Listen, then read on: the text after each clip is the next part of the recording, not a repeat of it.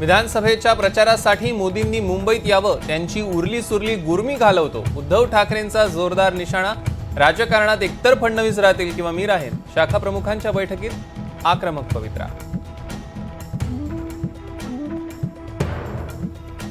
IAS अधिकारी पूजा खेडकरांच्या अटकपूर्व जामीन अर्जावर उद्या फैसला. पटियाला कोर्टातली सुनावणी संपली. उद्या दुपारी 4 वाजता निकाल.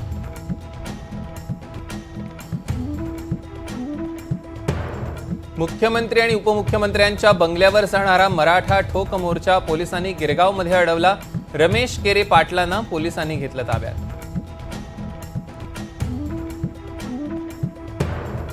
पोलीस भरती TWS अंतर्गत मराठा उमेदवारांच्या निवडीला तात्पुरता ब्रेक. मराठा आरक्षणाचा गोंधळ कायम असल्यानं अप्पर पोलीस महासंचालकांचं संबंधित विभागांना पत्र. राज्यात 7 मोठ्या प्रकल्पांना मंत्रिमंडळाकडून मंजुरी. तळोजासह रत्नागिरीतील एका प्रकल्पाचा समावेश.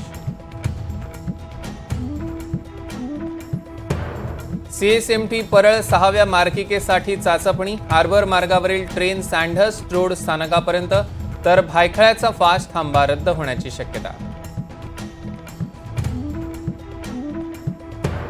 मुंबई शहर आणि उपनगरांना जोडणाऱ्या सायन रेल्वे पुलावरील वाहतुकीचा आज शेवटचा दिवस. 2 वर्ष पूल वाहतुकीसाठी राहणार बंद.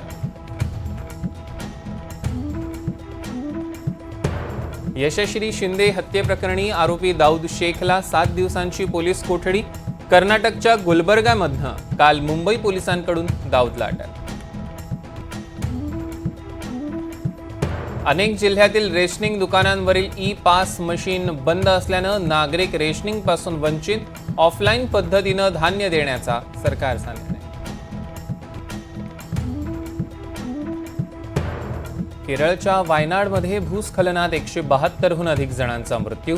1000हून अधिक नागरिकांना वाचवण्यात यश. बचावकार्य अजूनही. आणि इस्रायलचा डबल अटॅक. लेबनॉनच्या राजधानीमध्ये इस्रायलचा हल्ला. इराणच्या हल्ल्यात हमास प्रमुख इस्माईल हनिया ठार.